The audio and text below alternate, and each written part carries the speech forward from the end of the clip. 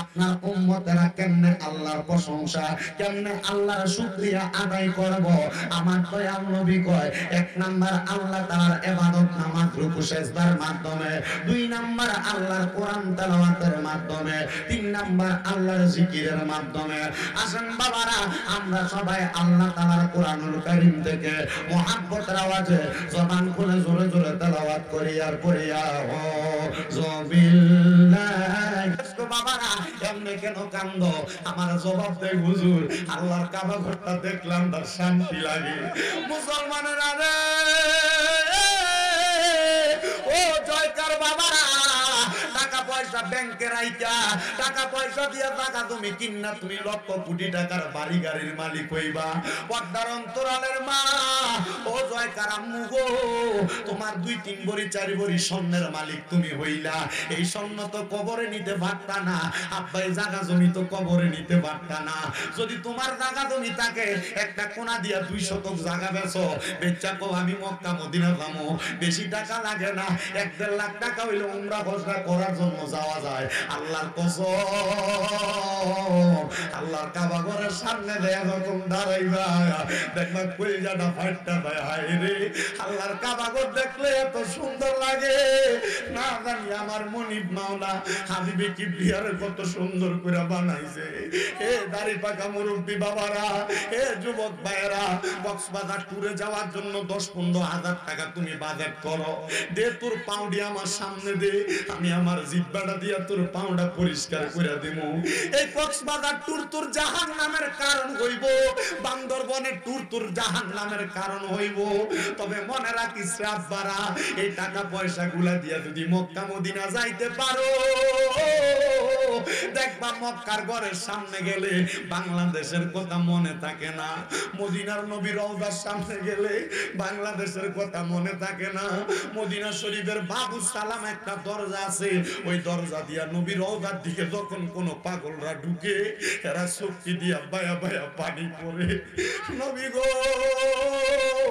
আপনার সোনার মদিনা দেখতে এত সুন্দর, আপনার রওজা মুবারক দেখতে এত সুন্দর, ইয়া রাসূলুল্লাহ, ইয়া হাবিবাল্লাহ, নবী গো, না জানি আপনি নবী দেখতে কত সুন্দর, না জানি আপনি নবী কত সুন্দর। হাসে কান্দে কান্দে কই, আমি কবে যাব রওজার কিনারে, আমি কবে যাব। আমি মদিনা থেকে আসার পরে মদিনার কথা চরণে বইলে মনের ভিতরে শান্তি লাগে না। আমি মাঝে মাঝে আল্লামা আশিকি হুজুরের গজলটা আমি গুনগুনে কই, আমি কবে যাব রওজার কিনারে, আমি কবে যাব রওজার পাশে গিয়ে আমি দেখিব নয়ন ভরে, আহা রওজার গিয়ে আমি দেখিব নয়ন ভরে, আমি কবে যাব রওজার কিনারে, আমি কবে যাব রওজার। যে গিয়েছে মদিনাতে বাবা নবীজির রওজাতে, যে গিয়েছে মদিনাতে বাবা নবীজির রওজাতে, আর বই নাই তাহার দুনিয়াতে, বই নাই তাহার মরণে, আহা বই নাই তাহার দুনিয়াতে, বই নাই তাহার মরণে, আমি কবে যাব রওজার কিনারে, আমি কবে যাব রওজার কিনারে। জয়কার যুবক, জয়কার আমার দাড়ি পাকা মুরব্বী বাবা, হে জয়কার আমার পর্দার অন্তরালের মা, মনে রাই করে ওই মদিনা জিয়ারত করে আসবা। আমার নবী কই মান যারা কবরি ওয়াজাবাত লাহু শাফাতি ইয়াউমাল কিয়ামা। কেউ যদি আমি নবীর রওজা মুবারক একবার জিয়ারত করলো, তার জন্য কাল কিয়ামতে আমি নবীর সুপারিশ করা অত্যাবশ্যক হইয়া যায়। ও বন্ধু, যেই নবীর রওজা জিয়ারত করলে জান্নাতে যাওয়া ওয়াজিব হইয়া যায়, নবীর সুপারিশ ওয়াজিব হইয়া যায়। আপনারা দুই হাত তুলে বলেন আমরা মদিনা যাইতে যাই না। মুহাব্বতের আওয়াজে বলেন যাইতে যাই না।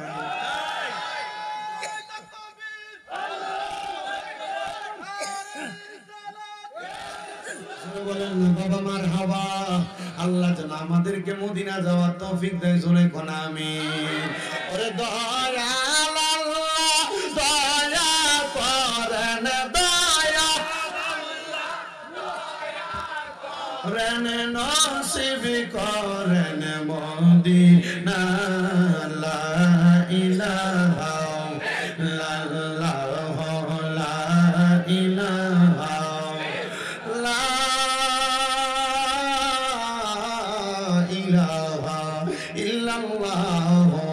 মুহাম্মাদুর রাসূলুল্লাহ সাল্লাল্লাহু আলাইহি ওয়াসাল্লাম। আল্লাহুম্মা আমিন, আল্লাহুম্মা আমিন। আলহামদুলিল্লাহি রাব্বিল আলামিন। আসসালাতু ওয়াসসালামু আলা রাসূলিহিল কারীম। রব্বানা যালামনা আনফুসানা ওয়া ইল্লাম তাগফির লানা ওয়া তারহামনা লানাকুনান্না মিনাল খাসিরিন।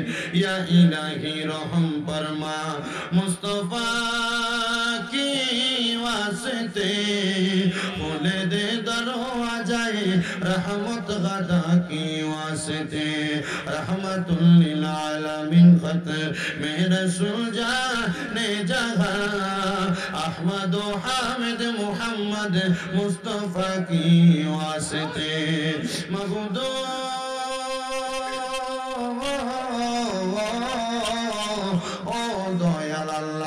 আপনি কি আসমানে না জমিনে রে আল্লাহ, না পাহাড়ে না দরিয়ায় রে আল্লাহ। এ গত জীবনে আপনি আল্লাহর কত তালাশ করলাম, সন্ধান পাইলাম না। আল্লাহ বহু সন্ধানের পরে এই কিশোরগঞ্জ জেলার অন্তর্গত করিমগঞ্জ থানাধীন জয়কা এলাকাবাসীর উদ্যোগে মরহুম আহাদ মেম্বার সাহেবের বাড়ির প্রাঙ্গণে ৬ষ্ঠতম বাৎসরিক ইসালে সওয়াব মাহফিল সাজাইয়া আল্লাহ বিশেষ করে সোনাকান্দা সহ পুরপুরা দরবারের আশিকিন জাকিরিন ভক্তবিন্দুদেরকে লইয়া, আমার মুমিন মুসলমান ভাই বাবা মা বোনদেরকে লইয়া আল্লাহ তোমার কুদরতের দরবারে দুইটা হাত বাড়াইছি। আল্লাহ এই হাত দুইটা কপালে লাগার আগে আগে আমরার জীবনের গুনাহ মাফ কইরা আমরার বেগুনাহ মাসুম বান্দা বানায়া দাও। তুমি যদি মাফ না করো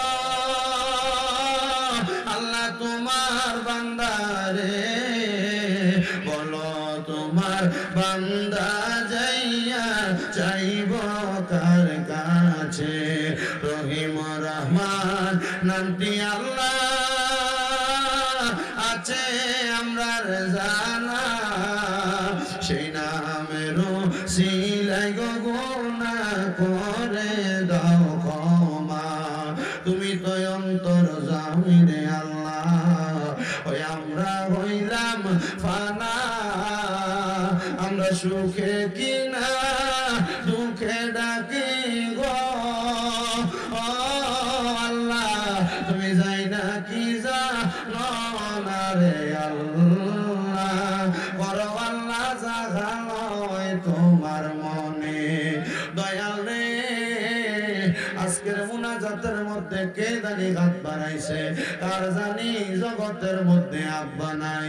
হায়রে বাবা বাড়িতেই বাবা রিক্সা চালাইয়া মাটি কাইটা মাথার গাম পায়ে ফালাইয়া পরের বাড়িতে বদলা দিয়া সন্তানরে মানুষের মতো মানুষ করার জন্য আব্বা নিজের রক্তরে পানি বানাইছে। এমন আব্বা যাদের কবরে, আব্বার কবর তুমি আল্লাহ জান্নাতের বাগান বানায়া দাও মাবুদ। এমন কত কপাল পোড়ার আঘাত বাড়াইছে যাদের জগতের মধ্যে মা নাই। হায়রে মা, যে মারে মা কইয়া ডাকলে কলিজার আগুন ঠান্ডা হইয়া যায়, যে মার দিকে নেক নজরে তাকাইলে কবুল হজের সওয়াব হইয়া যায়। আল্লাহ কে জানি হাত বাড়াইছে, কার জানি জনম দুঃখী মা অন্ধকার কবরে। ও আল্লাহ, আরো কত সন্তান আছে মাও নাই বাবাও নাই, জনমের এতিম হয়ে হাত বাড়াইছে। এমন আম্মা আব্বার কবরে তুমি আল্লাহ আর আযাব দিও না। মরিয়া গিয়াছেন আল্লাহ, আল্লাহ যারার মা বাপ মাফ করিয়া দেন না গো আল্লাহ কবরের আযাব। আম্মা আব্বা চইলা গেছে আল্লাহ যারার পালাইয়া, তারার নাই কাগো গেছে কান্দিবার লাগিয়া। কত আদর করছেন মা গো দুধ কলা খাওয়াইয়া,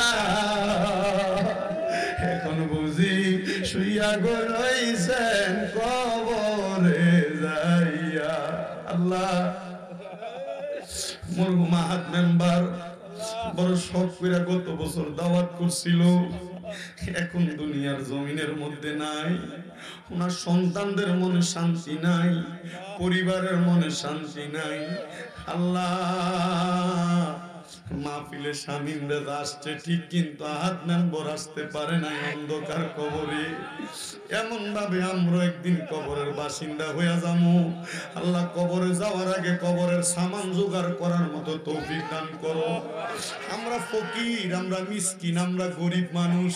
আল্লাহ, কবরে আপনারা দেখাইবার মতো আমরার কাছে কিছু নাই, তবে আমরা বিশ্বাস করি আমরা তরিকতের গোলামি করি। এই তরিকতের গোলামির খাতিরে আমরা দোয়া তুমি কবুল মঞ্জুর করে নাও।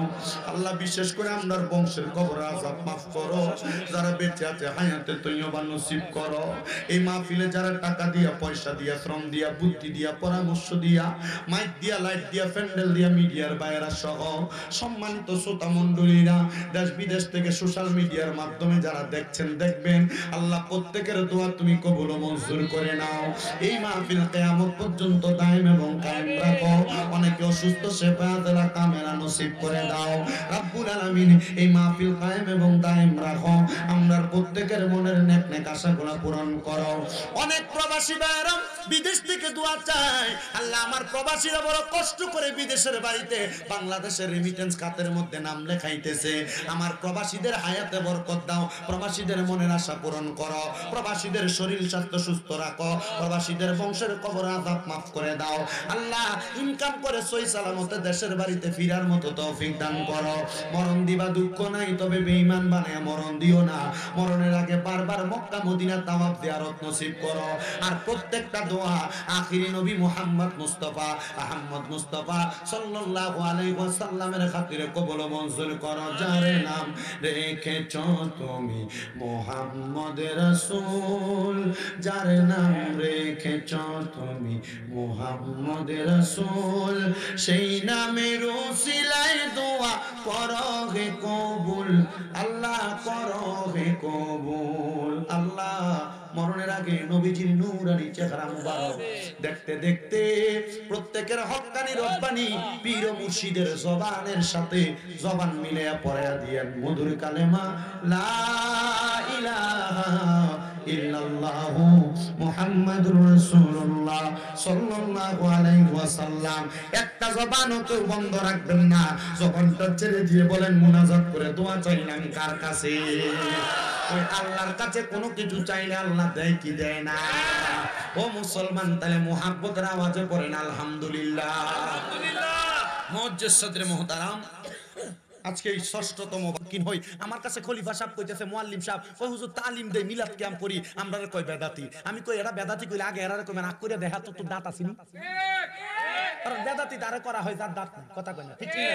তবে আমার কথা মনে রাখবেন, আমি কারোর বিরোধিতা করব না। যদি আমার কথা কোরআন হাদিস সম্মত মনে হয় আপনি আমার কথা মানবেন, যদি মনে না হয় আমার কথা মানবেন না। মনে রাখেন আউলিয়া কেরামের পথ এটা সহজ পথ, সঠিক পথ, ইহদিনাস সিরাতাল মুস্তাকিম, এটা সরল পথ, সহজ পথ, এটা হেদায়েতের পথ। এমন একটা পথ, এই পথে কেউ যদি অনুসরণ করে তার দুনিয়ার কোন রোগ বালা মুসিবত যদিও গ্রাস করে, যদিও মারা যায়, মরণ হইব শহীদের মরণ। কারণ আউলিয়া কেরামের পথ যারা ধরছে এদের কলবে জিকির আছে না নাই? কথা কয় না, কলবে জিকির আছে না নাই? আর কেউ যদি আমি আউলিয়া ধরছি আমার আর কোনো জায়গায় যাওয়া লাগতো না, নামাজ লাগতো না, রোজা লাগতো না, এটা 100% বন্ধ। কথা কই না, কথা কই না, এটা 100% কি বন্ধ। কারণ আউলিয়া কেরাম ধরার মানি আপনি পার হয়ে গেছেন গাই জানা। আউলিয়া কেরাম ধরার মানি হইলো আপনি ওনাদেরকে দইরা ওই দরবারের তালিম তরবিয়তের মাধ্যমে আপনার খাসিয়তটারে এমন ভাবে পরিবর্তন করবেন, আপনি কলবে কলবে জিকির করবেন, হাতে গন্যা জিকির করবেন। কিন্তু যদি আপনি হাতটা অচল হয়ে যায় আপনার কলবে জিকির চলবে। বলে হুজুর কেমনে? তাকে দেখেন হযরত কেল্লা শহীদ রহমতুল্লাহ আলাইহির দিকে কষ্ট করে মোবাইল দেখে এটা হারাইছি, একটু নিয়ে যেত। এটা হালাই ভাই ওই যে কল দিছে বললে দিলে যে মোবাইলটা হারানো আর নিয়ে যাও। আসসালামু আলাইকুম কাটি দিছে যার আড়াইছে কারণ যার ফোলা তার দোকানটা বেশি এটা লয়ে দেব কি কোন আপনারা আল্লাহ কবুল করুক, জোরে কোন আমিন। আউলিয়া কেরামের কেমন পাওয়ার বাবা, গভীর মনোযোগ দিবেন। হযরত গেসুদার আজকাল্লাহ শহীদের নাম আপনারা সবাই শুনছেন,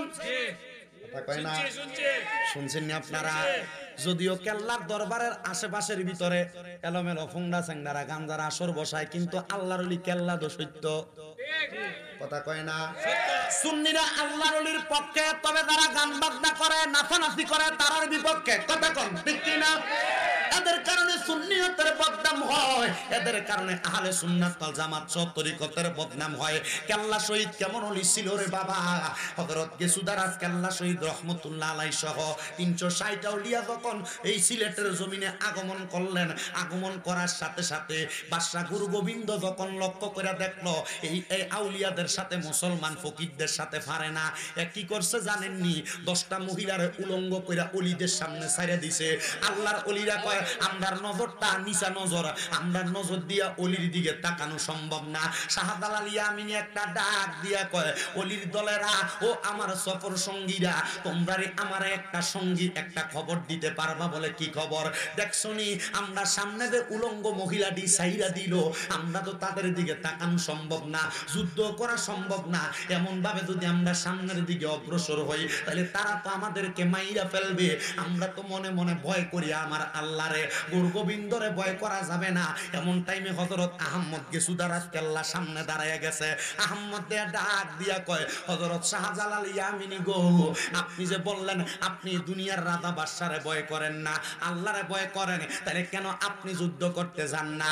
বলে আমি যদি সামনে যাই আমার চোখ দিয়া যদি আমি উলঙ্গ মহিলা দেখি আমার বিবেকটা বাধা দেয়, আমার নফসটা নষ্ট হয়ে যাবে, কলবটা নষ্ট হয়ে যাবে, যাইতে পারতাম না রে, যাইতে পারতাম না।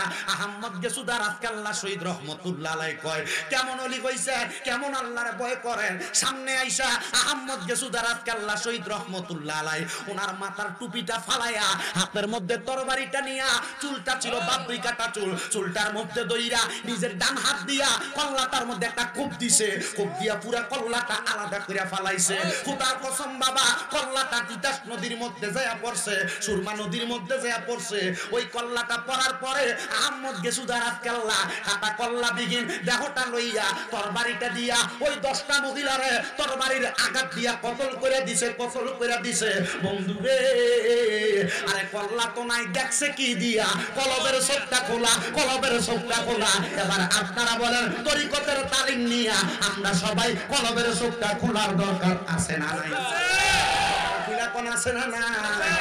মোহাব্বতের আওয়াজে কন্যা আছে না না মন ভাঙ্গা না মসজিদি ভাঙ্গা ভাঙ্গাই আল্লাহর কাবা ঘর ভাঙ্গাই আল্লাহর কাবা ঘর মন মন্দিরে আল্লাহর বাড়ি বেতা কৃষ্ণ তার ভিতর মন ভাঙ্গা না মসজিদি ভাঙ্গা ভাঙ্গাই আল্লাহর কাবা ঘর ভাঙ্গাই আল্লাহর কাবা ঘর মন মন্দিরে আল্লাহর বাড়ি বেতা কৃষ্ণ তার ভিতর আসলে কাবা না চিনিলে ডাকলে কি আর তারে মিলে আসলে কাবা ডাকলে কি আর মিলে নামাজ রোজা যাই বিফলে নামাজ রোজা বিফলে বিধা আল্লাহু আকবার মন ভাঙ্গা না মসজিদে ভাঙ্গা ভাঙ্গাই আল্লাহর কাবা ঘর ভাঙ্গাই আল্লাহর কাবা ঘর মন মন্দিরে আল্লাহর বাড়ি বেতা তৃষ্ণা তার ভিতর জোরে কোন মারহাবা মানুষের মনে রাখতে খুশি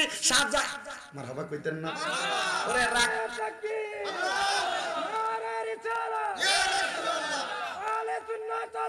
জিন্দাবাদ সোনাকান্দা দরবার জোরে সোনাকান্দা দরবার জোরে জিন্দাবাদ তরিকা গুরগুরা কুরবানি তরিকা জিন্দাবাদ জোরে করুন মারহাবা তরিকা জোরে করুন মারহাবা জিন্দাবাদ নারে তাকবীর আল্লাহু নারে রিসালাত ওরে রাখতে খুশি মানুষের মন সাজাইলেন সাই বিশ্বভুবনে রাখতে খুশি মনে সাজাইলেন সাই বিশ্বভুবনে ফেরেশতারা সেজদা করে ফেরেশতারা সেজদা করে মকরমে পায়লানো ঘরে মন ভাঙ্গা না মসজিদে ভাঙ্গা ভাঙ্গাই আল্লাহর ঘরে ভাঙ্গাই আল্লাহর কাবা ঘর মন মন্দিরে আল্লাহর বাড়ি বেতা তৃষ্ণা তার ভিতর জোরে কোন সুবহানাল্লাহ বাগানো কিশোরগঞ্জের জয়কার ভাই বাবারা হযরত গেসুদারাস কেল্লা শহীদ রহমাতুল্লাহ আলাইহির কেল্লাটা যখন সাইরা দিয়া যুদ্ধ সমাপ্ত করছে হযরত গেসুদারাস কেল্লাটা নদীতে বাঁচতে বাঁচতে বাঁচতে বাঁচতে বাঁচতে বাঁচতে তিতাস নদীর পাড়ে দিয়া বর্তমান খরমপুরের নদী দিয়া যখন বাইসে আসছে হিন্দু জেলে মাছ বেচে এখন তো মুসলমানেরও মাছের ব্যবসা করে কিন্তু আগে মাছের ব্যবসাটা করতো কারা হিন্দুরা করতো এটা তাদের পৈতৃক একটা ব্যবসায়িক দ্বারা ছিল হিন্দু ব্যবসায়ী জানলা মানুষ ক্ষেতের ওই নদীর মধ্যে জাল বাইতেছে জাল বাইতে বাইতে হঠাৎ করে দেখতেছে জালের মধ্যে কি জানি একটা মানুষের মাথার মতো দেখা যায় দাড়িওয়ালা লম্বা চুলওয়ালা মাথাটা তোলার পরে ওই হিন্দু লোকটা চিন্তা করলো হাই রে কার মায়ের সন্তান জানি কল্লাটা কাটা এমন ভাবে পইরা রইলো বুঝতে পারলাম না এটা যখন তুললেন হিন্দু ফকির দেখতেছে হিন্দু জাল্লা বেড়া দেখতেছে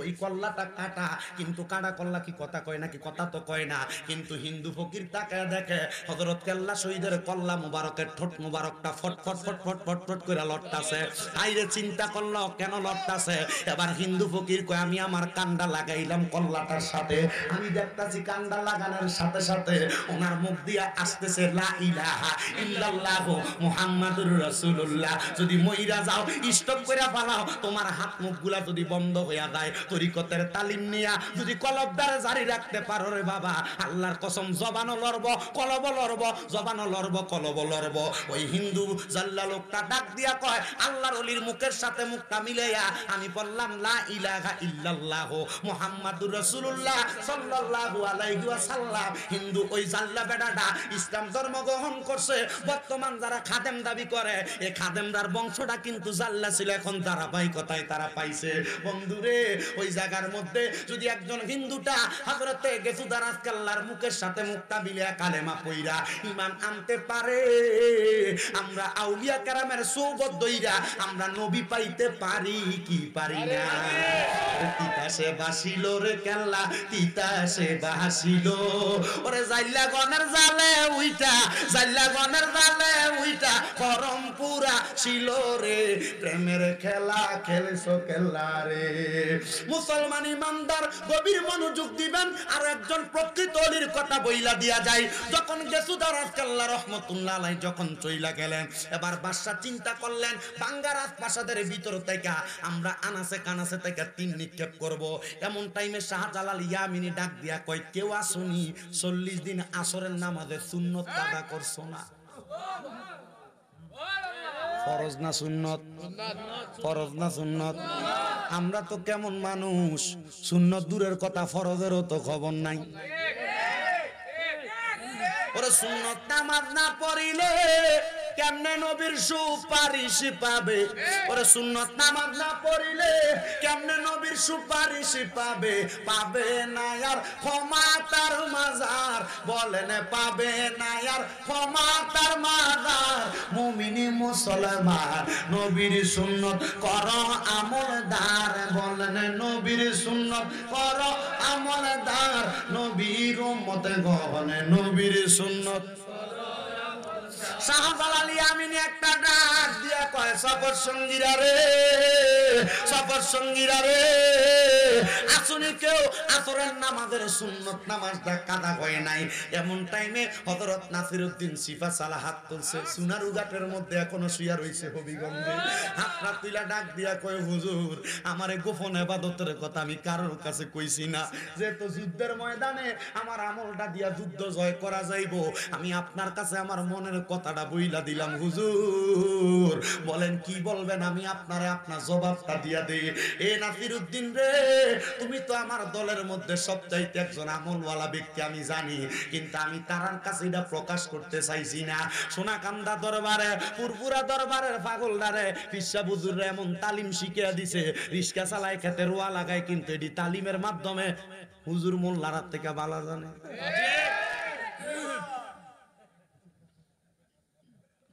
কি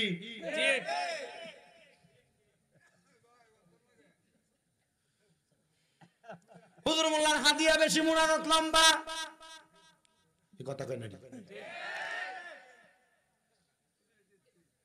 আমি হুজুর মনে করছেন আমার আপনি টেহা না দেন আমি মাহফিল আইতাম না, এটা আমার খাসিয়ত হয়ে গেছে।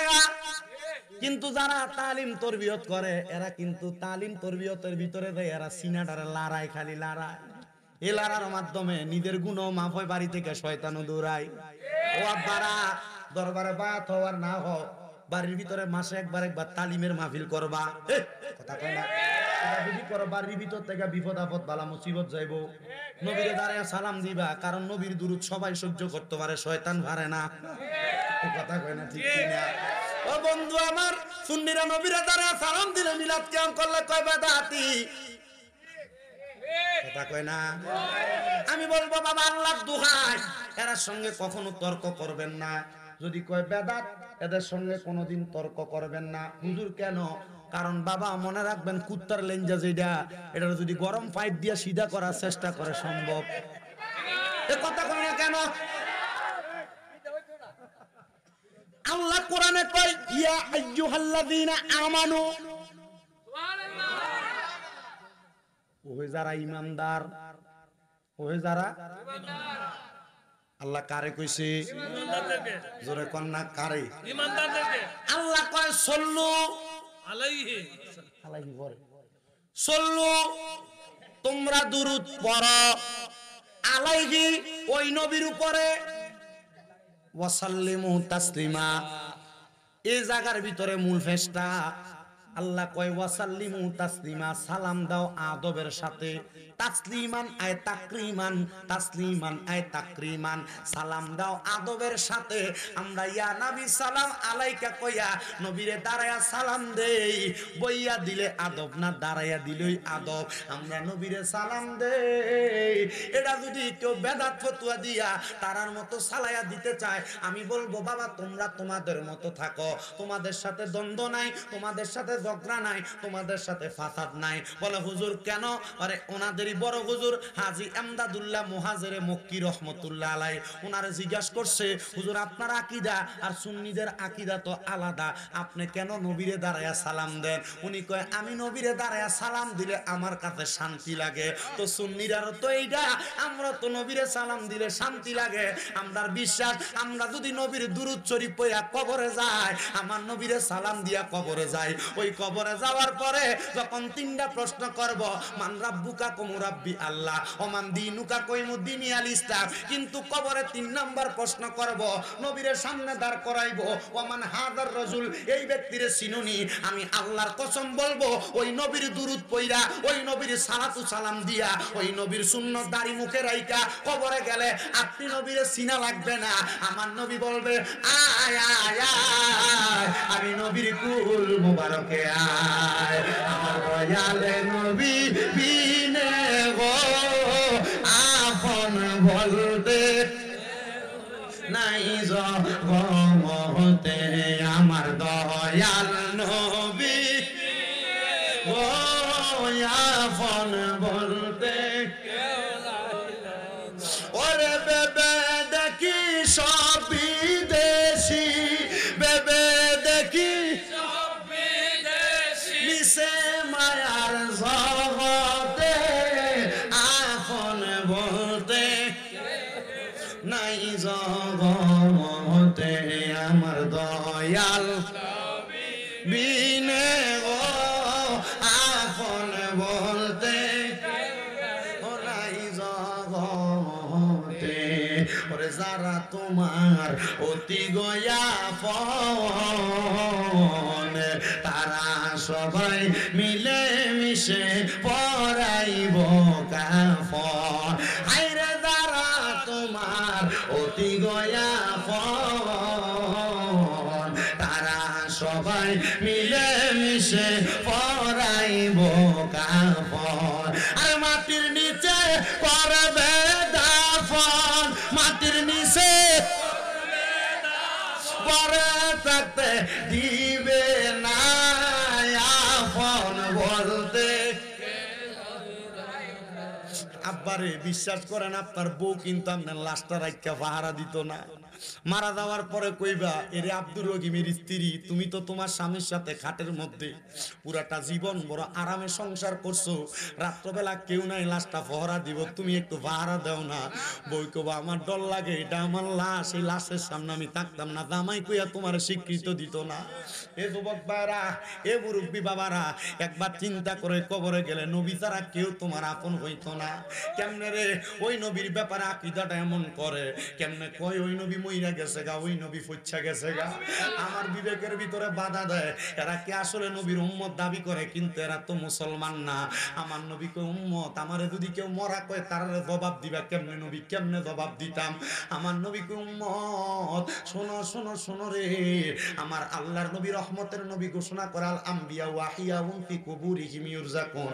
আল্লাহর নবী কয় শুনো, ইউসাল্লুন, আল্লাহর নবী কয় শুনো, আল্লাহর যারা নবী আছে, শুধু আমাদের নবী না, আদম থেকে ঈসা নবী পর্যন্ত যত নবী আছে, তারা তাদের রওজা মুবারকের মধ্যে জিন্দা। শুধু জিন্দা না, আল্লাহ তাআলা ঘোষণা করে ইউসাল্লুন, তারা নামাজ পড়তেছে, পড়বে, পড়তে থাকবে, নামাজ পড়তেছে, পড়বে, পড়তে থাকবে। বলে হুজুর এটার প্রমাণ কি? আমার নবী যে মেরাজে গেছে, যাওয়ার সময় মুসা নবীরে দেখছে ওনার কবরে নামাজ পড়ে। কথা কোন ঠিক কিনা? তো কেউ যদি কয় নবী মইরা গেছে, আপনি মানবেন? বলে হুজুর মরছে তো কথা সত্য, মরছে তো কথা সত্য, কথাটা কি মিথ্যা নাকি? আমি কমু হ্যাঁ বাবা, কথাটা মিথ্যা। বলে কেমনে হুজুর? আমার আল্লাহর নবী মরে নাই, ইন্তেকাল করছে। কি করছে? ইন্তেকাল শব্দটা বাবিন ফিয়ালের ওজনে স্থানান্তরিত হওয়া, জায়গা পরিবর্তন করা। আমার নবী আলমে দুনিয়া থেকে আলমে বরজকের ভিতরে জায়গাটা পরিবর্তন করে গেছে। এই জন্য নবী ছাড়া কবরে আপন নাই। নবীর প্রেমে যদি জীবনটা সাজাইতে পারো, নবীর মোহাব্বতে সাজাইতে পারো, আল্লাহর কসম তোমার জীবনটা ধন্য হয়ে যাইব। তাহলে নবীর মিলাদ পড়া, কিয়াম করে, এটা মুমিনের কাজ, কোনো বেঈমানের কাজ না। আমার নবী কয়, দুনিয়াতে আমি নবীর কোন উম্মত যদি সাতটা পাক্কা ভাবে আমি নবীর প্রতি দুরূদ শরীফ আদায় করে কবরে যায়, ওই কবরে যাওয়ার পরে আমি নবীজি দেখবো রে, আমার আল্লাহ তাআলার 8টা জান্নাতের দরজা আমি দয়াল নবী রাহমাতুল লিল আলামিন নবীর সামনে দর করানো। আমি দয়াল নবীকে আমার আল্লাহ আদেশ করবে, হাবিব আপনার যেই দরজাটা পছন্দ আপনি সেই দরজাটা দিয়া জান্নাত জান্নাতে প্রবেশ করবেন। আমার নবী কয় একটা জান্নাতের দরজা খুলবো, আমি তাকে দেখবো আগুন থেকে ঈসা নবীরা একটা লম্বা সিরিয়াল করে দাঁড়ানো, ওনাদের পেছনে পেছনে ওনাদের উম্মতরা দাঁড়ানো, কিন্তু আমি দেখবো আমার আল্লাহ তাআলা আমি নবীর আদেশ দিব, নবী আপনি সর্বপ্রথম জান্নাতের দরজাটা খোলেন।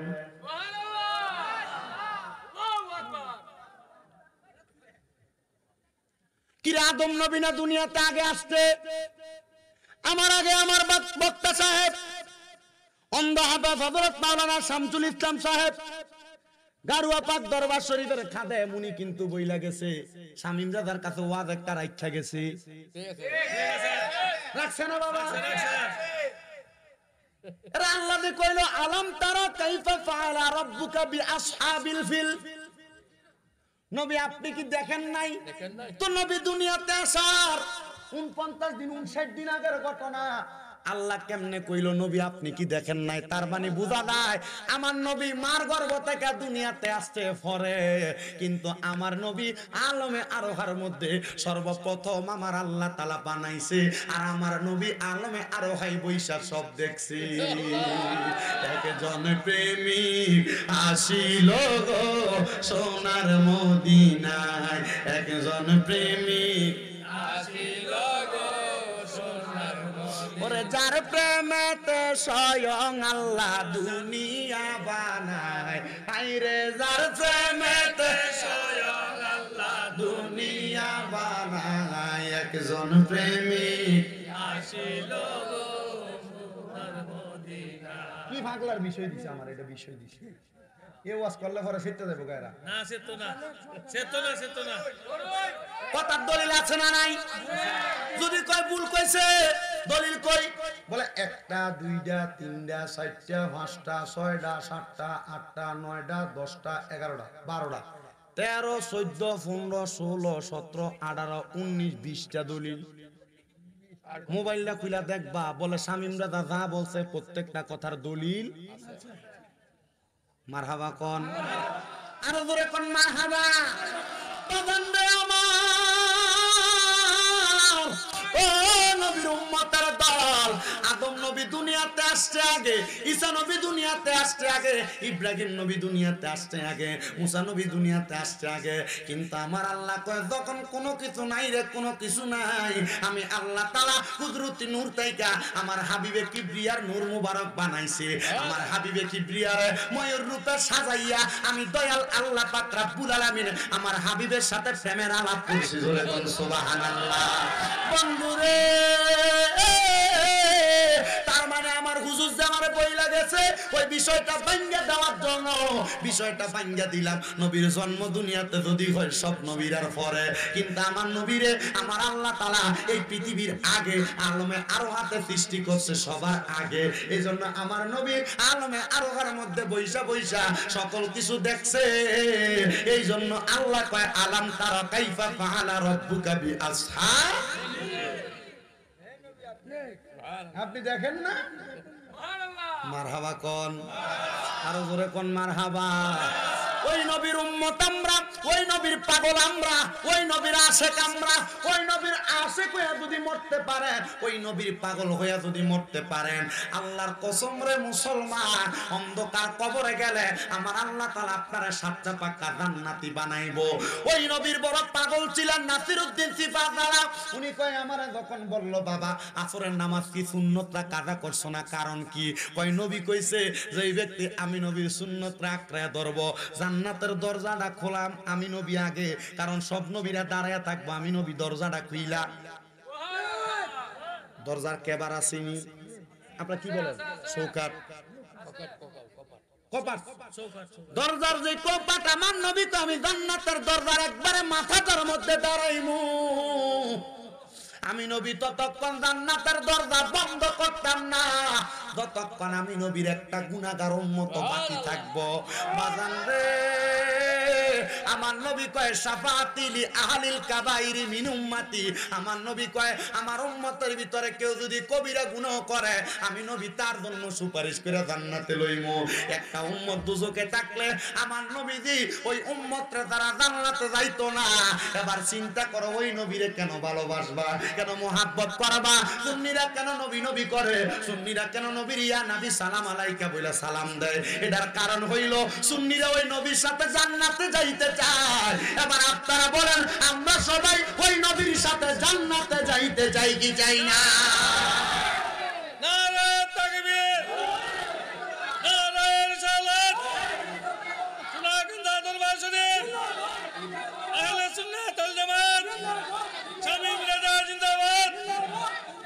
আস্তে কোন মারহাবা।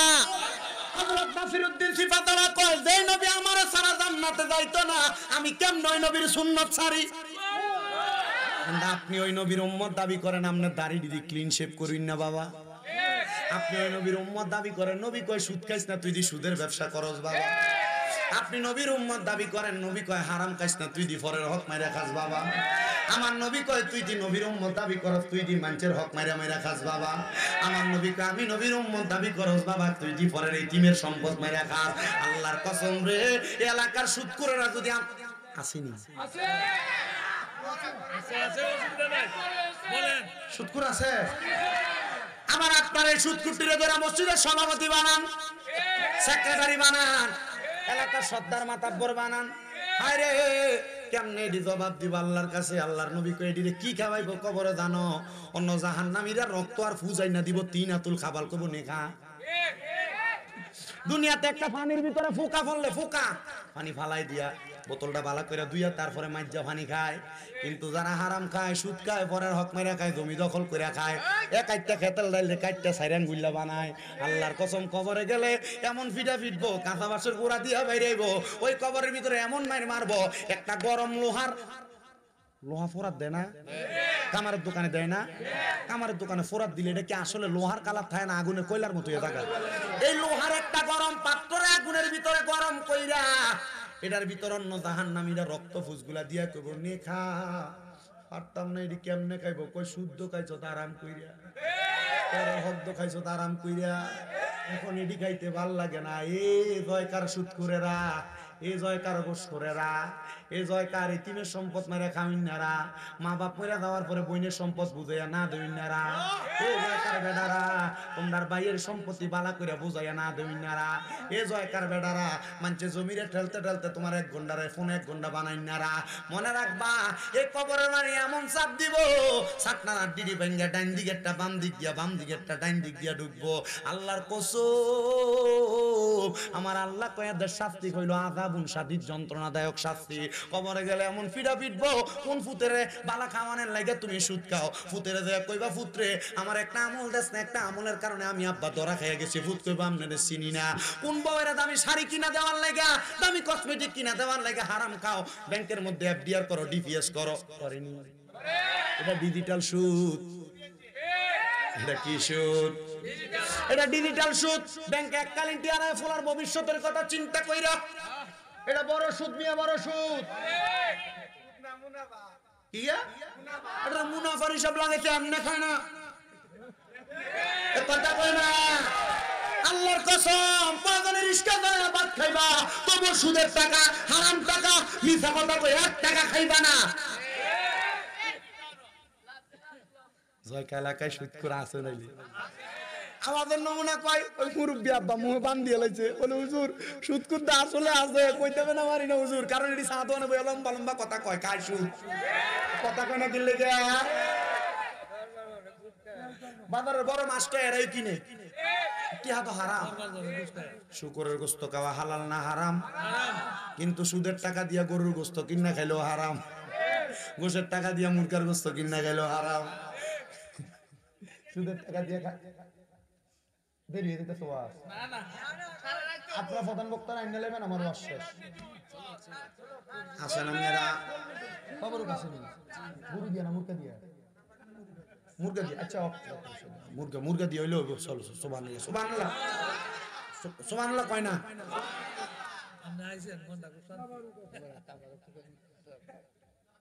আমি কিন্তু বাবা কুমিল্লাতে আইছি না, আমি নীলফামারী থেকে আইছি আমরা লাইনে কইতে আইছি নীলফামারী থেকে। আমি বিমান থেকে নামছি আপনার প্রায় 12:55 বাজে, নাইমো আইসা সরি 12:55 ফ্লাইট হয়েছে এই শহীদপুর এয়ারপোর্ট থেকে।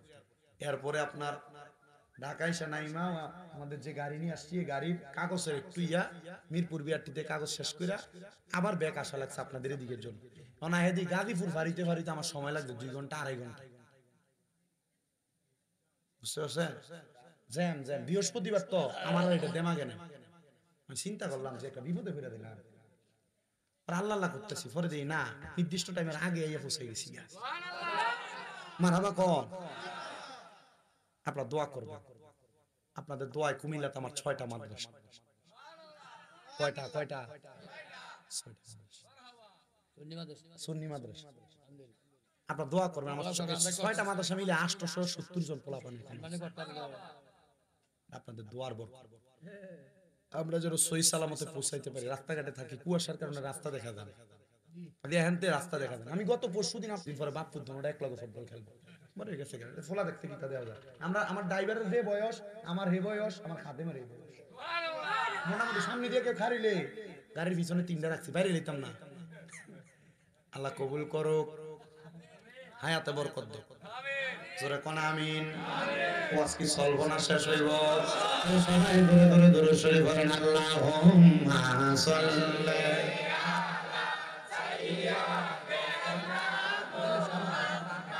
আদনা বিনা শাফি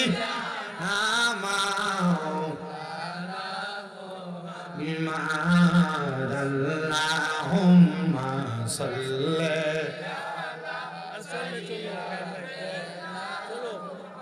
মাদনা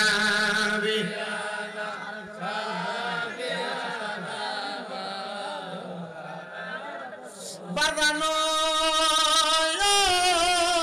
তাহলে নবীর উম্মত দাবি করলে চলবে না, দাড়ি রাখুন লাগবো,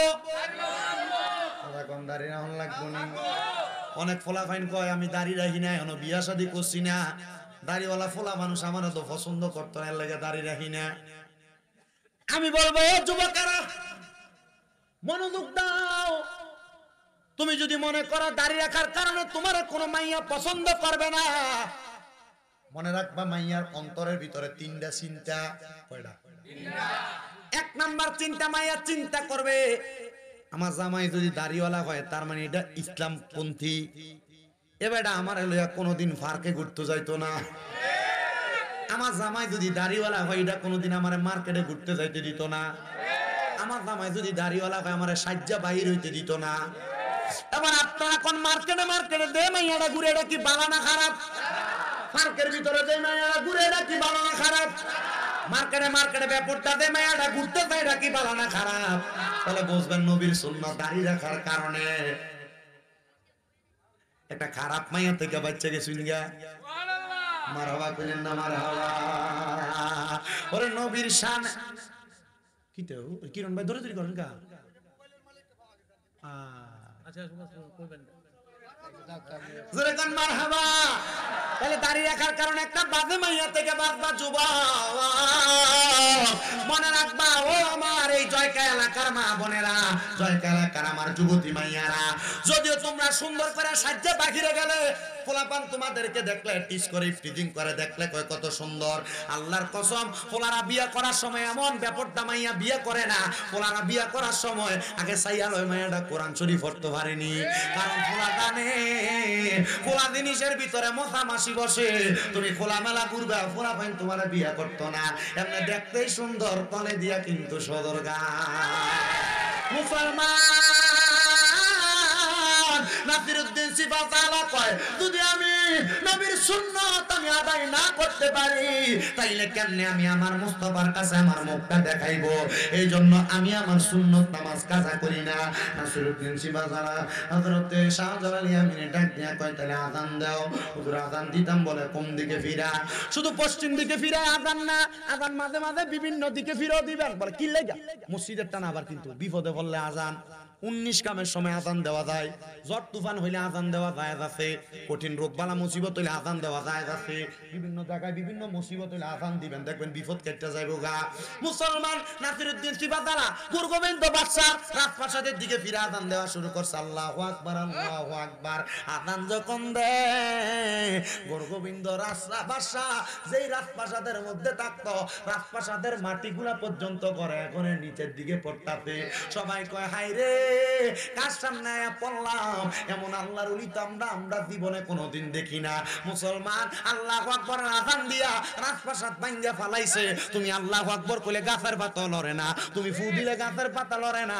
লড়বো কেমনে? তোমার কলব দাদো ঠিক নাই, তুমি যা খাও এটার মধ্যে হালাল হারাম মিশ্রিত করা।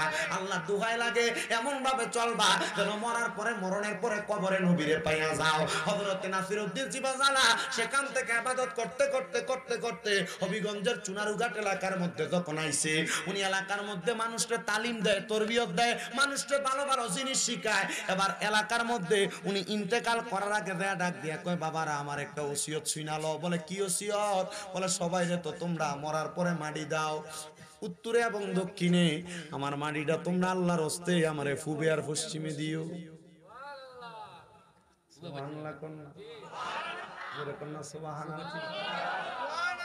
সবাই রাজি হইতে, ঠিক আছে হুজুর আপনারা পূবে পশ্চিমে মাটি দেওয়া হবে। মাথা কোন দিকে? পশ্চিম দিকে। পা কোন দিকে? পূব দিকে। কিন্তু আমরা মাটি দিয়ে কোন দিকে ফিরে যা? উত্তর দক্ষিণ। পশ্চিম দিকে তো মুখটা ফিরে দেয় এমনি, কিন্তু মাথাটা থাকে কোন দিকে? উত্তর। উত্তর দিকে থাকে বাবা। নাসিরউদ্দিন সিপাহসালা অল্প কিছুদিনের মধ্যে ইন্তেকাল। সোনাকান্দা দরবারে আলা হযরত পীর সাহেব হুজুর কেবলা যিনি পর্দা নিয়েছেন, ওনাদের মানুষ কেন ভক্ত জানেন? ওনাদের ভক্ত হওয়ার কারণ হইল, উনি দুনিয়ার জমিনে যখন থাকতেন, যে এলাকার মধ্যে বৃষ্টি হইতো না, মেঘবাদল হইতো না, হেতের মধ্যে নিয়ে নামাজ পড়বার লাগে দাঁড় করায় দিত। ইস্তেসকার নামাজ পড়তো, সালাম ফিরানোর আগে, দোয়া করবার আগে বৃষ্টি চলে আসতো। ও বন্ধু, আল্লাহর ওলিদের, এটা শুধু সোনাকান্দার কথা আমি আমার মুখ দিয়া বলি, বিভিন্ন দরবারের বিভিন্ন ওলিদের বিভিন্ন কারামত আছে না নাই? আছে না নাই? মনে রাখবেন, কারামতে আউলিয়া ও হাক্কুন ওলিদের কারামত সত্য। এবার উনি ইন্তেকাল করার পরে এলাকার শরীয়তের উলামায়ে কেরাম তারা বলতেছে না, উনি বলছে বলতে পারে, ওনারে পূবে পশ্চিমে মাটি দেওয়া যাবে না, ওনার মাটিটা উত্তরে আর দক্ষিণে দেওয়া লাগবে। সব বক্তবিন্দুরা মানে বলো কি, আমরা হুজুর বইলা গেছে, বলে তোমরা হুজুরের কারণে কি আমরা শরীয়তের আইনটাকে লঙ্ঘন করব নাকি? না না, ওনার উত্তর দক্ষিণের মধ্যে মাটি দাও।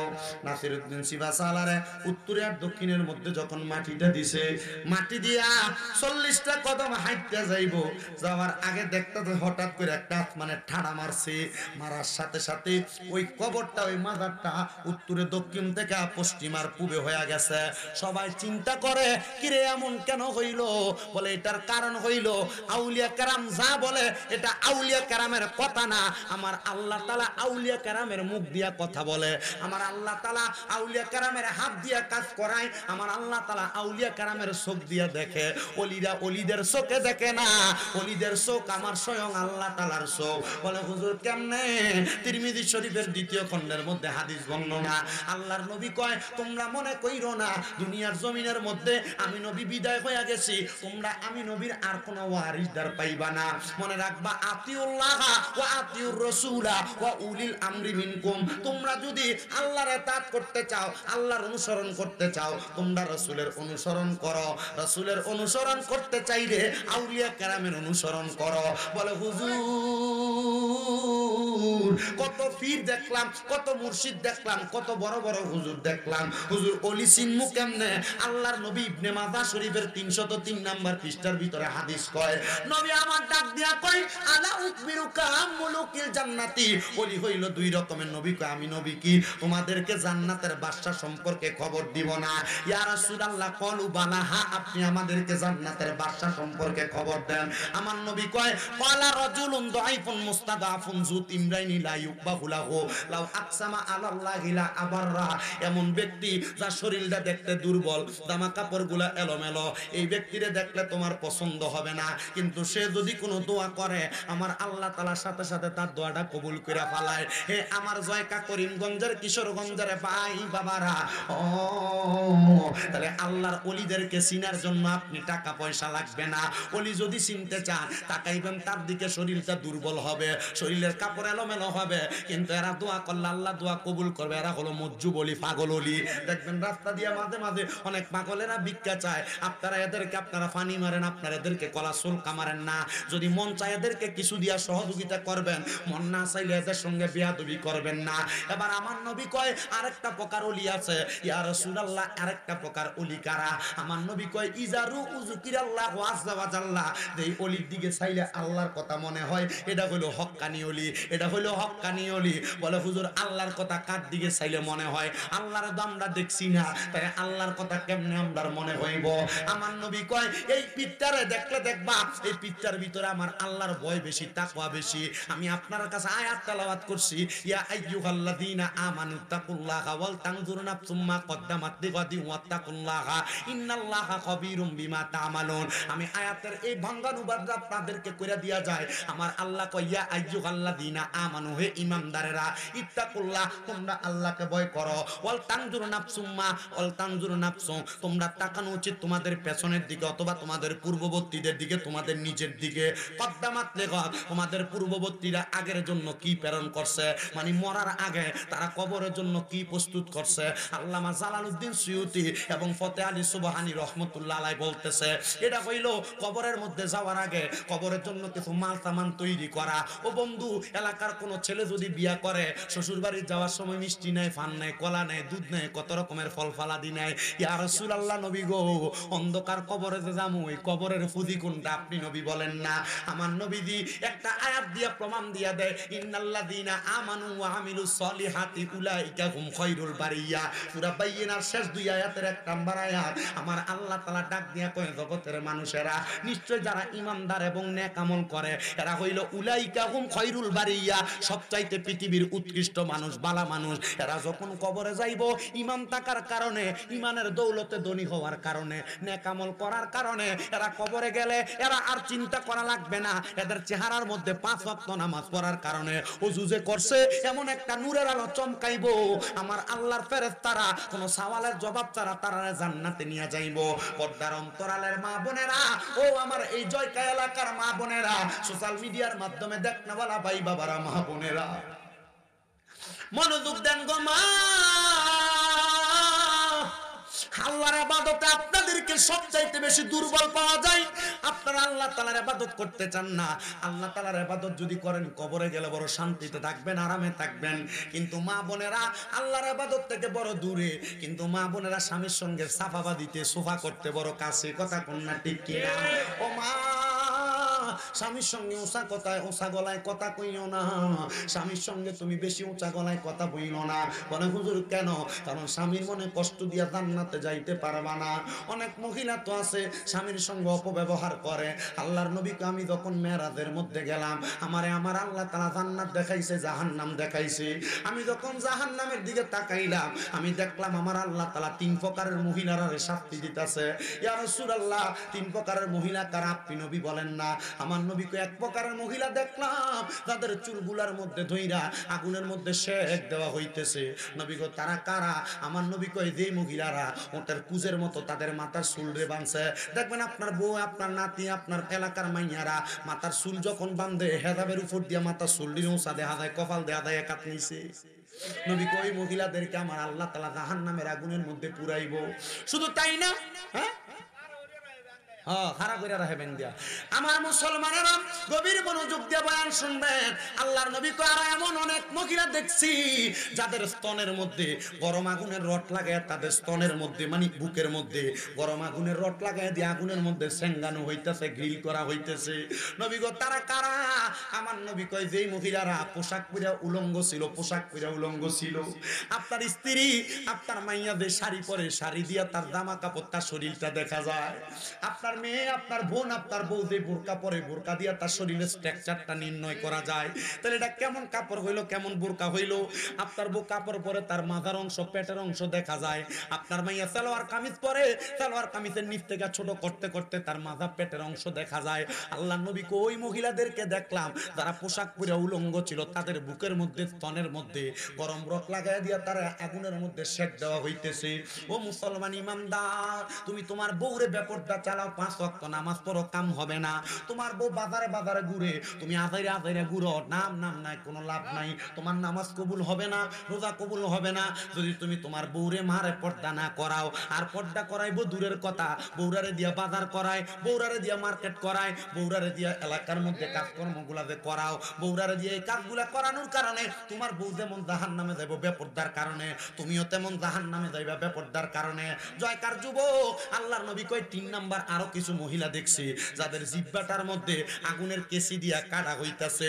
ও নবী গো, তারা কারা? আমার নবী কয় যাই মহিলারা তাদের স্বামীর অভিশাপ দেয়, যে মহিলারা তাদের সন্তানের অভিশাপ দেয়। দেখবেন মাঝে মাঝে আপনার মা আপনারে, মাঝে মাঝে আপনারে কত উপর আল্লাহর গজব করুক। অনেক মহিলারা স্বামীর ইনকামের ভিতরে, স্বামী যদি একটু দেখে একটু অন্যরকম করে, স্বামীরে কয় তোমার উপর আল্লাহর গজব করুক। এ মা বোনেরা, সাবধান হইয়া যাও, জিহ্বাটা আগুনের কেসি দিয়া কাটবো।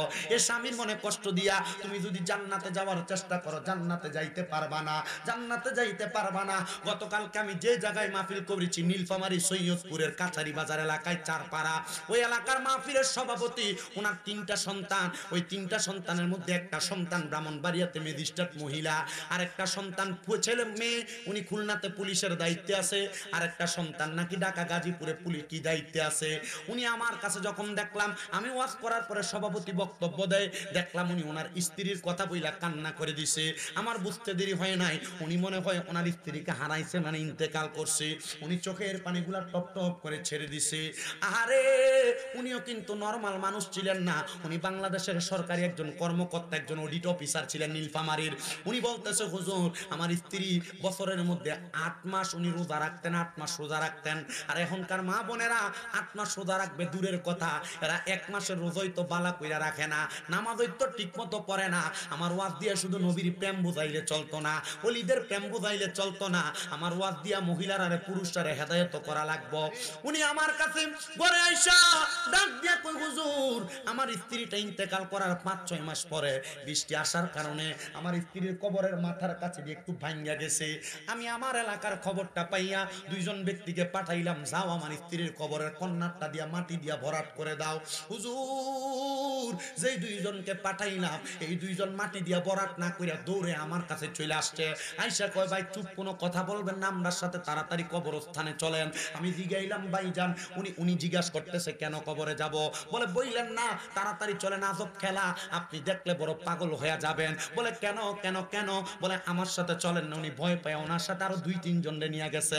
উনি কয়, হুজুর মানুষ মারা যাওয়ার পরে ওনাদের শরীরের চামড়া পইচা যায়, শরীরের নখ উইটা যায়, গোস্ত পইচা যায়, হাড্ডিগুলা মাটি খেয়ে ফেলে, কাপনের কাপড় পইচা যায়। আমি 5 মাস আগে আমার বউরে কবরে শোয়া দিয়ে আসছি, কিন্তু আমি আমার বউয়ের কবরের সামনে দেয়া দেখি যে জায়গা দিয়া মাটি ভাঙছে, ওই জায়গা দিয়ে আমার বউয়ের একবারে লাশগুলার মধ্যে ময়লাও লাগে নাই, বালুও লাগে নাই। হুজুর আমার স্ত্রীর লাশটা এমন সুন্দর, আমি 5 মাস পরে আমার স্ত্রীর লাশটা দেখে বড় অবাক হয়ে গেছি। আশিক রাসূল কয়, মুহাম্মদ কি গুলাম কা কাফন মেলা নেহি গোতা। যদি মুহাম্মদ সাল্লাল্লাহু আলাইহি সাল্লামের গোলামি কইরা ওনার পক্ত মতে চইলা সুন্নাত দিয়া জীবনটা সাজাইতে পারো, দেখবা তোমার এই গোলামির কারণে কবরে গেলে তোমার লাশের মধ্যে মাটিও তাস করবে না, মাটিও ধরবে না, তোমার লাশটা পচবে না, তোমার লাশটা গলবে না। ও মুসলমান, উনি ডাক দিয়া কই, হুজুর আমার স্ত্রীটারে আমি বাথরুমের কাছে গেলে, আমার স্ত্রীটাকে আমি রান্নাঘরে গেলে, বারান্দায় গেলে মিস করি, কারণ উনি বড় আমলওয়ালা ছিল, বড় নেককার ছিল, বড় আমলওয়ালা ছিল। হুজুর আমার স্ত্রীটার জন্য খাস করে দোয়া করবেন। আমার সময় এলোমেলো ভাবে কাটে, আমি ওনারে ওয়াজ করে শোনাইয়া দিলাম, শোনেন নবীর একটা হাদিস।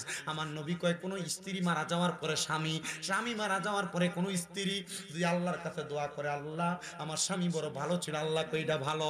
যদি স্বামী দোয়া করে আমার স্ত্রী ভালো, আল্লাহ কইটা ভালো। আপনি আপনার স্ত্রীর জন্য খাস করে করে দোয়া করবেন। এই পর্দার অন্তরালের মা, দেখছনি 8 মাস রোজা রাখতো বছরের ভিতরে, দেখছনি 5 ওয়াক্ত নামাজ পড়তো। কেউ যদি দাওয়াত দিত কারোর দাওয়াতে যাইতো না। কয় হুজুর উনি দাওয়াতে না যাওয়ার কারণ হইল দাওয়াতে গেলে আইসা অনেক নামাজ কাজা হইয়া যাবে, এই জন্য দাওয়াতেও যাইতো না। হুজুর আমার বউটা বড় ভালো মানুষ ছিল, আমি চিন্তা করলাম কেমন ভালো মানুষ ছিল, মরার 5 মাস পরে পর্যন্ত কবরে লাশ পচে নাই, কাফন ময়লা হয় নাই। আমি আমার জয়কার মা বোনদেরকে বলবো, জয়কার বাবাদেরকে বলবো, এমন জীবন তুমি গঠন করো, তুমি মারা যাওয়ার পরে মানুষ তোমার জন্য কাঁদবে। আর আমার আল্লাহ তাআলা ওই কাদার কারণে চোখের পানি মাটিতে পড়ার আগে তোমার জীবনের গুনাহগুলা মাফ করে দিবে। কেমন জীবন বানাইলা, অন্ধকার কবরে গেলে কবরের আযাব তুমি সহ্য করতে পারবা না। কেমন জীবন বানাইলা, অন্ধকার কবরের মধ্যে গেলে তুমি তোমার ওই কবরের আযাবটা সহ্য করতে পারবা না।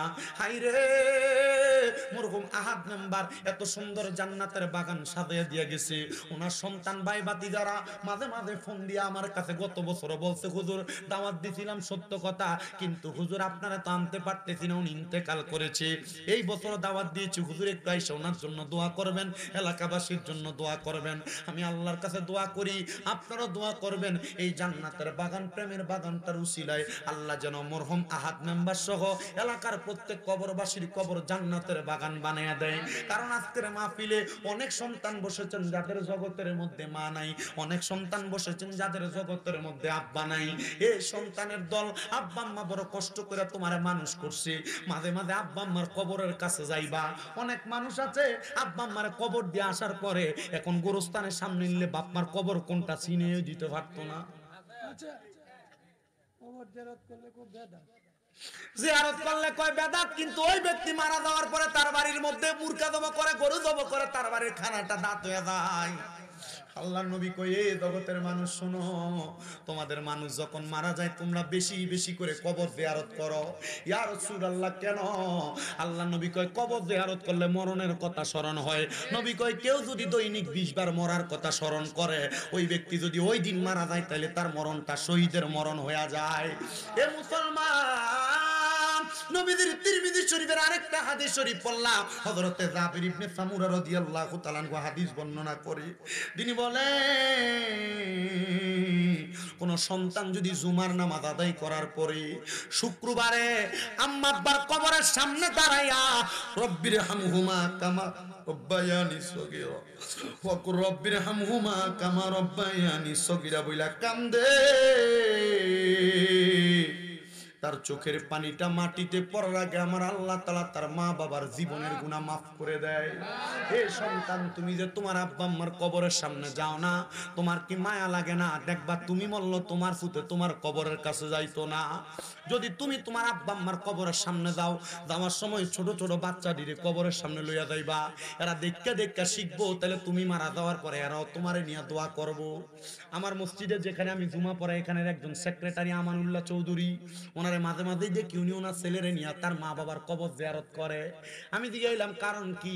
কয় হুজুর আমার ফুতের হইলে আমি জিয়ারত করি, আমি মানলে আমার ফুতেও তার ফুতের হইয়া করব। এটা রুসুমে শিখা হয়ে গেছে। কবর জিয়ারত করলে কবরবাসী কেমন খুশি হয় জানো? একটা সমুদ্রের মধ্যে কোনো মানুষ নৌকা নাই হাসুর করতেছে বাঁচার জন্য, হঠাৎ করে একটা নৌকা যায় যদি তার উদ্ধার করে আনে, এই ব্যক্তি যেমন খুশি হয় কবরবাসীর কবরের সামনে যায় তার জন্য দোয়া করলে ওই কবরবাসী এমন খুশি হয়ে যায়। এ সন্তান, আম্মা আব্বার কবরের সামনে যাও না, আমি তোমার কদমে হাত দিয়া বলবো এই আম্মা আব্বার জন্য বেশি বেশি করে দোয়া করবা। কিন্তু বর্তমান জামানায় অনেক সন্তান তাদের মা বাপরে বাদ দেয় না, তাদের মা বাপরে কষ্ট দেয়, ভাই ভাই ঝগড়া করে মা বাপরে জুদা করে দেয়, আলাদা করে দেয়। অনেক সন্তান বউয়ের কথা শুই না মা বাপরে দমক দিয়া কথা বলে, দেরে সন্তান তোর পাও আমার সামনে দে, আমি শামীম দাদা জিব্বা দিয়া তোর পাওটা পরিষ্কার করে দিমু। বলে হুজুর কেন? কারণ কিশোরগঞ্জের বড় আলেম দিয়ে ওয়াজ করাইবা, কিন্তু মা বাপরে বাদ দিতা না, মা বাপরে কষ্ট দিবা। আল্লাহর কসম এমন ওয়াজ করাইয়া কোনো তোমার লাভ নাই। বলে কেন? কেন? কারণ ওই আম্মা আব্বার মনে কষ্ট দিলে আমার আল্লাহ তো বেজার হইয়া যায়, ওয়াজ মাহফিল শুনা কি করবা? নামাজি তো আমার আল্লাহর কাছে কবুল হবে না। এ সন্তান, কেউ যদি ওই মা বাপরে জুদা করে থাকো, মা বাপরে আলাদা করে থাকো, আজকে ওয়াদা করো এখান থেকে বাড়িতে যাইবা, যাই আমার পাটার মধ্যে ধরবা, আব্বার পাটার মধ্যে ধরবা, ধরে বলবা মা আল্লাহর রাস্তায় আমি সন্তানরে মাফ করে দেন। আব্বা জান, আল্লাহর রাস্তে আমি সন্তানরে মাফ করে দেন। যতক্ষণ পর্যন্ত তোমার মা বাবা তোমারে বলছে তোমারে মাফ করে দিছি, ততক্ষণ পর্যন্ত মা বাবার পাও ছাড়বা না। বলে হুজুর মা বাবার পায়ে ধরলে শিরিক হবে, বেদাত হবে। আরে শিরিক বেদাত দূরের কথা বেটা, আল্লাহর নবী তো শিখিয়ে দেয় শুধু মা বাবার পায়ের মধ্যে ধরা না, মাঝে মাঝে সুযোগ পাইলে আম্মা আব্বার পায়ের মধ্যে চুমা দিবা চুমা। বলে হুজুর কেন? আল্লাহর নবী কয় মা বাপের পায়ে চুমা দিলে আল্লাহর জান্নাতের চৌকাঠে চুমা দেওয়ার সওয়াব পাওয়া যায়। এ সন্তান বলে হুজুর আমি কোনোদিন কোনো অন্যায় করি নাই, আমি কি আমার মা বাবার কাছে মাপ চাইমু? আমি বলবো হ্যাঁ সন্তান, আম্মা আব্বার পায়ের কাছে শুধু হইলে তোমার দাম কমবে না, তোমার সম্মান কমবে না, তুমি তোমার মা বাবার কদমের কাছে ছোট হইবা, আমার আল্লাহ সমস্ত জগতের কাছে তোমার বড় বানিয়ে দিব। এ সন্তানের দলেরা ওয়াদা করবে এখান থেকে বাড়ির যে মা বাবার পাশ দিয়ে মাপ চাইবা। কিন্তু অনেকে চিন্তা করে হুজুর যাদের বাড়িতে মা আছে তার বাড়িতে যাইয়া মার পায়ে ধরে মাপ চাইবো, আমার তো মা নাই, আমি কার পায়ে ধরে মাপ চাইবো? অনেকে চিন্তা করে হুজুর যাদের বাড়িতে আব্বা আছে তারা বাড়িতে যায় আব্বার পায়ে ধরে মাপ চাইবো, আমার তো আব্বা নাই, আমি আমার আব্বার পায়ে ধরে কেমনে মাপ চাইমু?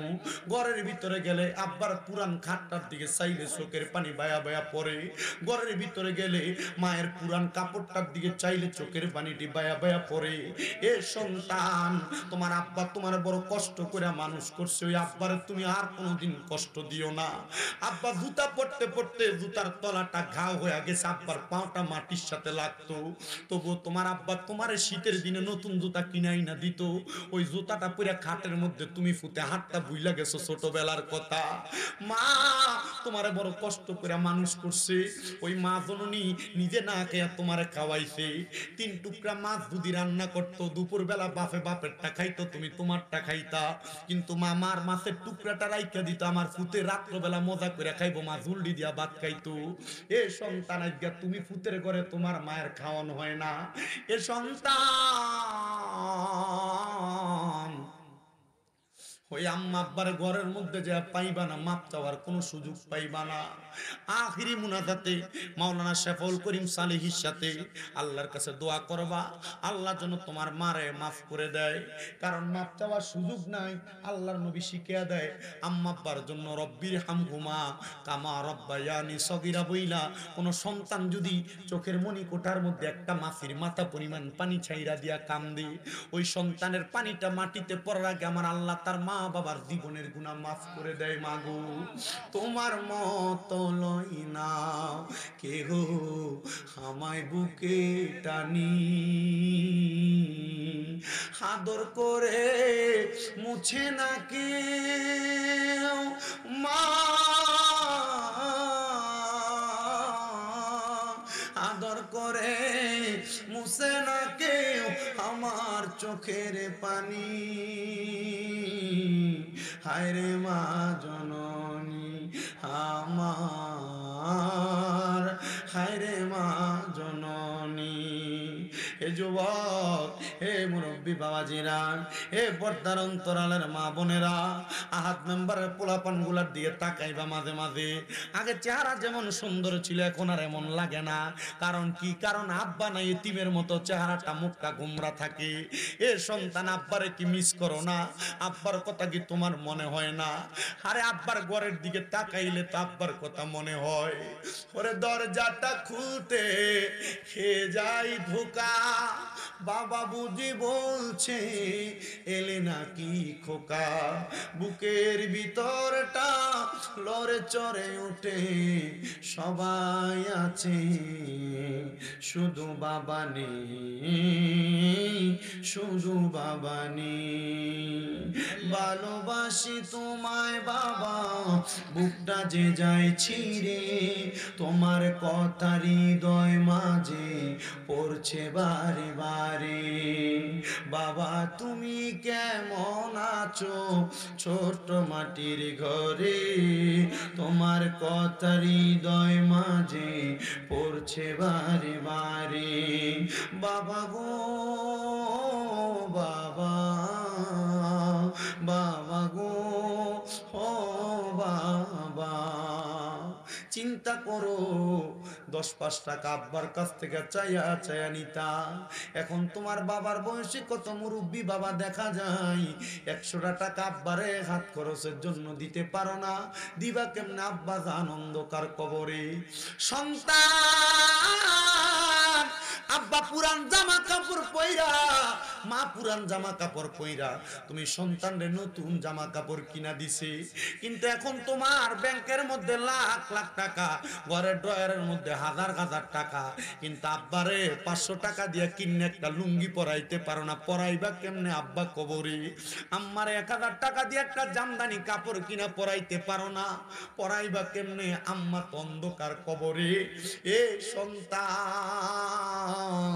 আল্লাহর দোহাই লাগে তোমরা কদমে হাত দিয়া বলি মাইকটা ছাড়ার আগে, সন্তান সন্তান সন্তান এই মা বাবার মতো রত্নটারে বাইসা থাকতে যত্ন করো। যদি এই রত্নটারে যত্ন করে মরতে পারো, দুনিয়া তো শান্তি পাইবা, কবরে গেল শান্তি পাইবা। আমার আল্লাহ তাআলা যেন যাদের মা বাবা কবরে, আম্মা আব্বার কবর জান্নাতের বাগান বানাই, আম্মা আব্বার কবর জান্নাতের বাগান বানাই। যাদের মা বাবা বেঁচে আছে আম্মা আব্বার হায়াতের মধ্যে বরকত দান করে, যাদের মা বাবা সুস্থ পরিপূর্ণ সুস্থতা নসিব করে, আম্মা আব্বার খেদমত কইরা জীবনটারে সাজানোর তৌফিক দান করে। ও বাবা, প্রধান বক্তা আসার আগে আমি আপনাদেরকে নিয়ে মোহাব্বতে একটু আল্লাহ তাআলার ইসমে জাতের জিকির করব। কেউ ডাইনে বামে তাকাইবেন না, মোহাব্বতের আওয়াজ দিয়া আমার আল্লাহ তাআলার একটু ইসমে জাতের জিকির করবেন। চক্ষুটা বন্ধ করে দিয়ে আল্লাহ তাআলার জিকির করবেন। আর কিরণ ভাই প্রধান অতিথিরে লই আইবেন, একটু মোহাব্বতে জিকির করেন।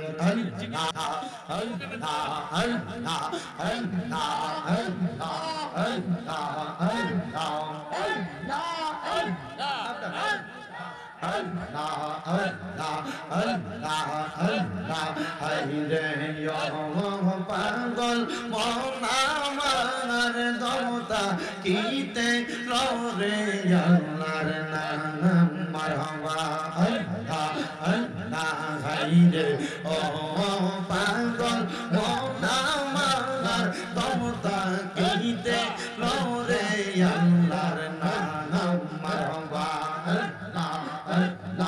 আল্লাহর জিকির কইরা কইরা, আল্লাহর জিকির কইরা কইরা গাওলা আল্লাহর শান তোমরা দমতা কিতে ররে আল্লাহর নাম মারহাবা আল্লাহ আল্লাহ হাইরে ও পাগল মন আমার দমতা কিতে ররে আল্লাহর নাম মারহাবা আল্লাহ আল্লাহ দমে দমে জিকির করিয়া যাওনা তোমরা বান্দা সকল ফানা হইয়া মারহাবা আল্লাহ আল্লাহ রহিম রহমান নামের টানে, রহিম রহমান নামের টানে গুনাহ পাইবা সে তোমরা মাফ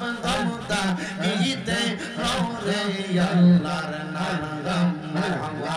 সমান না তুইলা আল্লাহ এটাকে সম্মাই আল্লাহ আল্লাহ হাইরে ও পাগল মন আমার দমে দমে লরে আল্লাহর নাম মারহাবা আল্লাহ আল্লাহ। যেই দিন তোমার নামটি শুনিলাম গো নবীজি, নামটি শুনিলাম, তোমার নামের প্রেম মালা গলাতে রাখলাম মারহাবা আল্লাহ আল্লাহ। দিদার দিয়া দন্ন কর, দিদার দিয়া দন্ন কর, কর জালা অবসান তোমায় না দেখিলে বাঁচে না রে পরাণ রে আমার মুর্শিদ চাঁদ তোমায় না দেখিলে বাঁচে না রে পরাণ মারহাবা আল্লাহ আল্লাহ। তোমার নামের রশি দরে যাই গো আমরা জিকির করে গো মারহাবা আল্লাহ আল্লাহ। গো